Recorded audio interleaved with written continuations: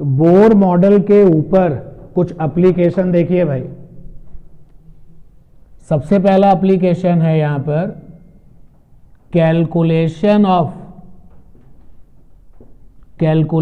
Of orbital radius. Orbit की radius को हमने r से लिखा है, इसकी वैल्यू कैलकुलेट करते हैं और फिर फार्मूला याद होगा तो फिर न्यूमेरिकल अपने आप बनेंगे।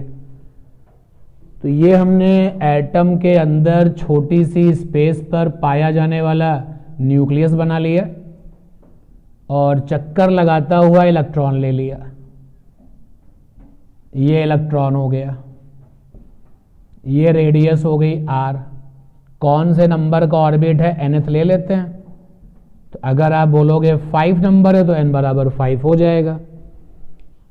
तो मुझे इस ऑर्बिट की रेडियस निकालनी है। याद रहे कि इस न्यूक्लियस पे कितना चार्ज है, Ze। इलेक्ट्रॉन पे कितना चार्ज है, E। मत भूलो E नेगेटिव का मतलब इलेक्ट्रॉन है और अकेला E लिखा है तो 1.6 इंटू 10 की पावर नेगेटिव का 19 कूलाम है। Z यहाँ पे नंबर ऑफ प्रोटॉन्स है, also called the atomic number. तो ये आपका जो है इनर्शियल है, रेस्ट में है, न्यूक्लियस कहीं टहलता नहीं है। इलेक्ट्रॉन चक्कर लगा रहा है तो ये टहल रहा है, तो ये टेस्ट हो गया। क्योंकि जो चार्ज अपनी जगह बदल रहा है वो टेस्ट कहलाता है और जो अपनी जगह पे डटा हुआ है वो रेस्ट कहलाता है, वो आपका सोर्स कहलाता है। यानी ये न्यूक्लियस यहाँ पे सोर्स है, सोर्स का चार्ज, और इलेक्ट्रॉन चक्कर लगाने वाला टेस्ट का चार्ज। फिर से रिपीट करता हूं, कोड वर्ड है। जो चार्ज अपनी जगह नहीं बदलता वो इनर्शियल चार्ज कहलाता है, वो सोर्स का चार्ज कहलाता है। जो चक्कर लगाता है that is called the test charge. और हमेशा सोर्स का चार्ज टेस्ट वाले चार्ज पर फोर्स लगाता है। तो ये सारी बातें इलेक्ट्रोस्टैटिक्स में हो चुकी हैं। चलिए जरा पता लगाते हैं कि सोर्स के चार्ज तुमने टेस्ट चार्ज पर कितना फोर्स लगाया है। तो electric force Fe 1/4 pi epsilon not और नीचे r²। पहले वाले ब्रैकेट में चार्ज, दूसरे वाले ब्रैकेट में चार्ज। ये रहा इलेक्ट्रिक फोर्स। इस इलेक्ट्रिक फोर्स की डायरेक्शन कैसी होगी? Direction of this force will be from हमेशा सोर्स से पूछते हैं।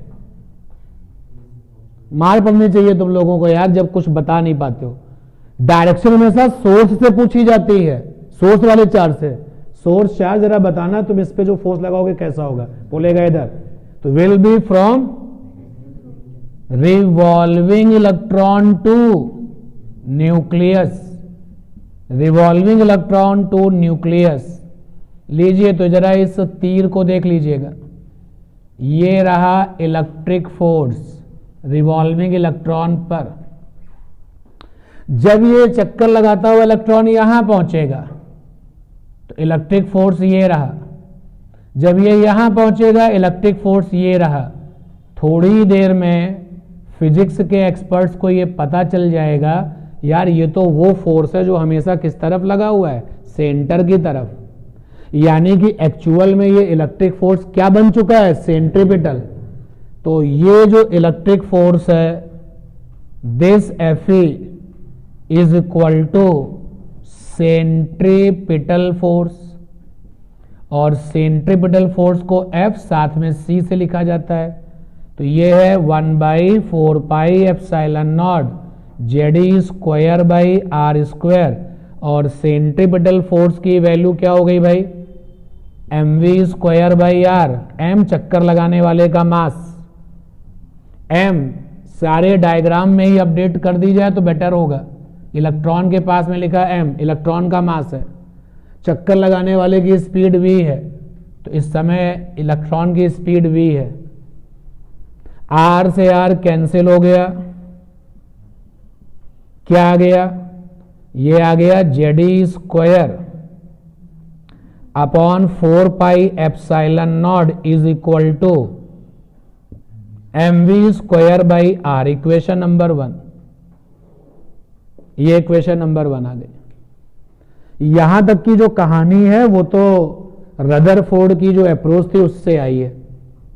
रदरफोर्ड ने बोला था ना चक्कर लगाता है, तो चक्कर लगाने के पीछे क्या कॉन्सेप्ट था कि जो इलेक्ट्रिक फोर्स है वो किसमें बदल गया है, सेंटीपिटल में। तुम्हारे ऊपर सेंटीपिटल आ जाए तो तुम चाहो या ना चाहो तुमको चक्कर लगाना ही पड़ेगा। सेंटीपिटल फोर्स की काम यही होता है, हमेशा चक्कर लगवाता है। तो रदरफोर्ड के अप्रोच से हम यहां तक पहुंचे हैं। अब चलते हैं नील्स बोर का भी जरा एप्लीकेशन देख लिया जाए। अगर इलेक्ट्रॉन चक्कर लगा रहा है तो यहां मौजूद है, तो भाई बोर मॉडल कहता है कि NH/2π होगा एंगुलर मोमेंटम।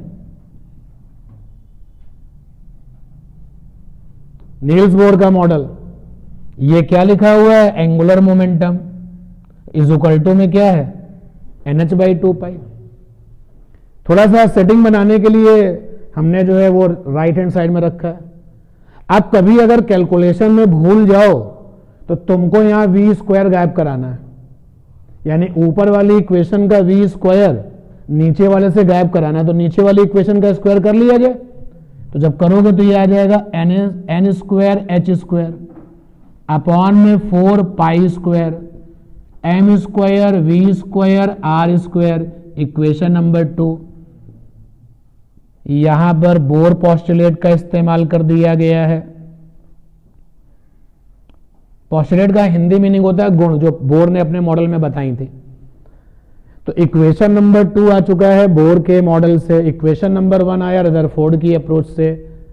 और कभी अगर भूल जाओ तो मैंने तुमको बताया कि तुम v स्क्वायर को गायब करना, तो इसका स्क्वायर किया, v स्क्वायर आ गया। अब देखो डिवाइड करेंगे, गायब हो जाएगा।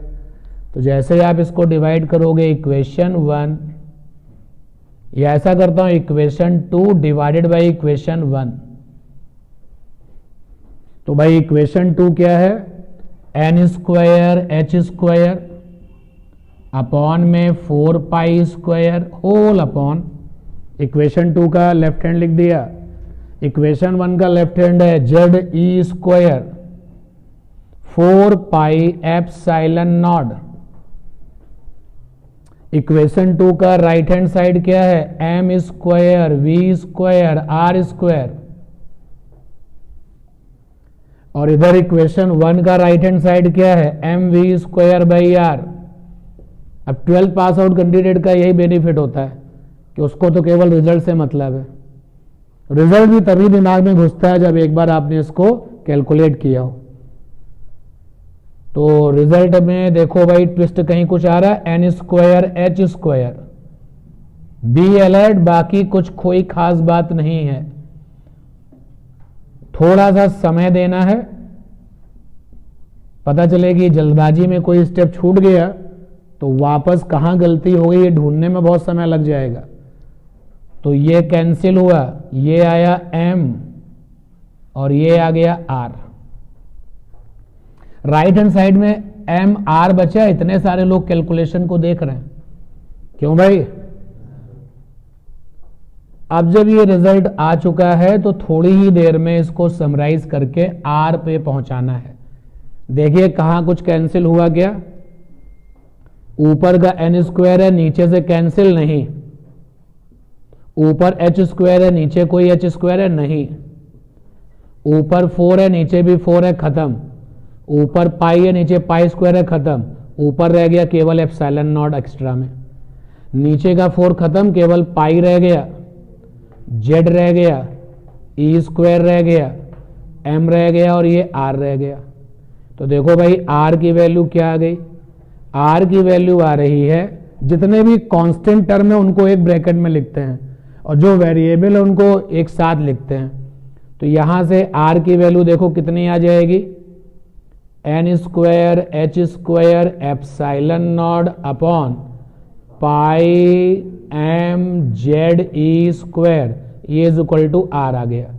अब r के लिए मैं जितने भी कांस्टेंट है सबको एक साथ ले रहा हूं। h स्क्वायर कांस्टेंट है, प्लांक कांस्टेंट जिंदाबाद। एप्सिलॉन नॉट कांस्टेंट है, इलेक्ट्रोस्टैटिक जिंदाबाद। मास ऑफ इलेक्ट्रॉन कांस्टेंट है, जिंदाबाद। m पाई, पाई भी कांस्टेंट है, ई स्क्वायर भी कांस्टेंट है, ब्रैकेट क्लोज।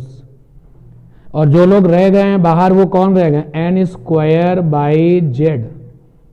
यार जेड कांस्टेंट थोड़ी ना, गोल्ड लोगे तो जेड अलग होगा, सिल्वर लोगे तो अलग होगा, क्यों भाई? और चौथा ऑर्बिट लोगे तो एन अलग होगा, और तीसरा लोगे तो एन अलग होगा। ये लीजिए ऑर्बिट की रेडियस निकल आई है। जो वैल्यू निकल के आई है, कहीं कैलकुलेशन में कोई गलती तो नहीं हुई है?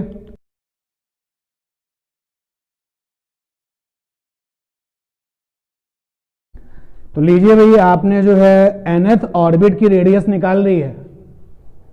जो रिजल्ट आया है वो काफी हैप्पी मूड में आया है कि इतनी सारी मेहनत जो है कितने अच्छे रिजल्ट पे जाके खत्म हुई है। तो क्या आया है भाई, रेडियस जरा ध्यान दें, रिजल्ट आ चुका है, बातें नहीं लेकिन nth ऑर्बिट रेडियस, ऑर्बिट बोलो ऑर्बिटल बोलो, बात एक ही है। जिनको बहुत ज्यादा डर लगता है वो यहां पे n लगा देते हैं। अरे इतना तो रिस्क लेना ही चाहिए यार, nवें ऑर्बिट की रेडियस निकाल रहे हैं ना हम लोग, तो अंडरस्टूड है। क्या निकल के आया है, H square epsilon not upon में पाई एम ई स्क्वायर और साथ में एन स्क्वायर बाई जेड। तो ये तो हो गया कॉन्सेप्ट की बात, अगर निकालना पड़ता है तो जाना पड़ेगा इस तरीके से। अब चलते हैं न्यूमेरिकल मोड में। अगर हमें न्यूमेरिकल करने हैं, फॉर न्यूमेरिकल प्रॉब्लम्स, तो घबराना नहीं है। न्यूमेरिकल प्रॉब्लम के लिए आपको देखो स्पून फीडिंग दी जा रही है। R इज इक्वल टू, ये जो कांस्टेंट है ना H square epsilon naught pi M E square, इस कांस्टेंट की वैल्यू निकाली गई है H square epsilon naught pi M E square. H माने प्लांक कांस्टेंट, हमको पता है लेकिन अभी हम यहाँ लिख नहीं रहे। एप्सिलॉन नॉट भी हमको पता है लेकिन यहाँ लिख नहीं रहे। पाई भी पता है, लिखते नहीं है। एम क्या है, इलेक्ट्रॉन का मास। ई क्या है, इलेक्ट्रॉन पर चार्ज। तो ये जब कांस्टेंट निकाला जाता है तो ये आता है 0.53, लेकिन ये आता है एंगस्ट्रॉन्ग में। तो एंगस्ट्रॉन्ग में ये वैल्यू आती है और इस वैल्यू को ए नॉड से लिख दिया जाता है, ए नॉड। तो रख दीजिए भाई यहां पर, तो ये क्या आ गया, A naught N square by Z. और अगर आपने बिल्कुल डिसाइड कर लिया है कि ए नॉड की वैल्यू यही लेंगे, 0.53 एंगस्ट्रॉन्ग लेंगे, तो जानते हैं आपके ऊपर एक बाउंडेशन लग जाती है। इसका मतलब जो आप ऑर्बिट की रेडियस निकालेंगे किस में निकालेंगे, एंगस्ट्रॉन्ग में निकालेंगे। तो if you are looking for the numerical problems, तो देखो कितना बढ़िया रिजल्ट है। चौथे नंबर की ऑर्बिट का रेडियस चाहिए, तो n बराबर 4 एटॉमिक नंबर आपको देना पड़ेगा। हमें टेंशन नहीं उसका कि हमें रटना पड़ेगा, जो भी मैटर होगा, जो भी मेटेरियल होगा उसके लिए पता चलेगा। हाइड्रोजन एटम के लिए बात करेंगे तो Z बराबर क्या होता है, 1। हाइड्रोजन एटम की बात होगी तो Z बराबर क्या होता है, 1।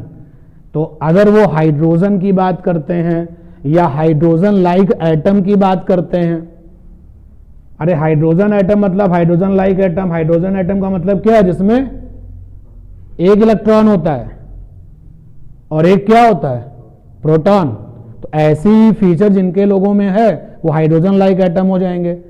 अगर आपसे जेड के बारे में कुछ नहीं कहते हैं तो ऑलवेज यू कंसीडर कि जेड बराबर क्या होगा, 1 फॉर द हाइड्रोजन एटम। लिख देता हूं स्पेशल यहां पर, फॉर हाइड्रोजन एटम जेड बराबर 1, या for hydrogen like atom Z बराबर 1। तो लीजिए आप रेडियस निकाल सकते हैं। तो ये हम लोगों ने रेडियस का कैलकुलेशन किया।